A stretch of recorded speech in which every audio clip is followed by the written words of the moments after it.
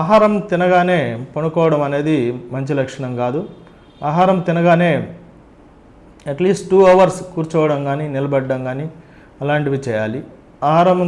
మన యొక్క ఆహారం తీసుకున్నాక జీర్ణాశయంలో 2 to 4 అవర్స్ ఉండి తర్వాత చిన్న ప్రేగులోకి జరగడం జరుగుతుంది.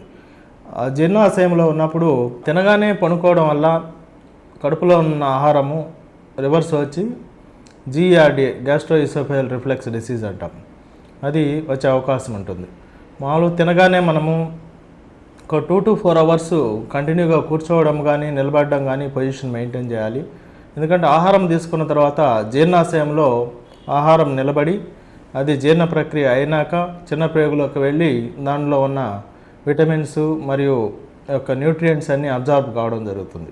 సో తినంగానే పడుకోవడం వల్ల కడుపులో ఉన్న జీర్ణరసాలు, ఆహారము మరియు యాసిడ్ అవన్నీ కూడా రివర్స్ వచ్చి చెస్ట్లోకి వస్తాయి. చెస్ట్లోకి వచ్చినప్పుడు ఆ చెస్ట్ పెయిన్ అదే మన గుండె నొప్పిలాగా తీవ్రంగా వచ్చే అవకాశం ఉంటుంది. ఒక్కోసారి ఊపిరితిత్తులో పోయి ఎక్కువగా ఆస్తమా కూడా వస్తుంది. ఆయాసం రావడము, గుండె నొప్పి రావడము, ఈ దీర్ఘకాలికంగా ఈ యొక్క యాసిడ్ రిఫ్లెక్స్ రావడం వల్ల ఆహార వాహికలో కూడా క్యాన్సర్ లక్షణం అనేది ఎక్కువగా వస్తుంది.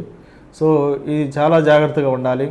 దీనివల్ల చాలా గ్యాస్ట్రిక్ సమస్యలు వస్తుంటాయి. కాబట్టి ప్రతి ఒక్కరూ గుర్తుంచుకోదగింది ఏంటంటే తినగానే పడుకోకుండా చేయడం అనేది చాలా మంచిది.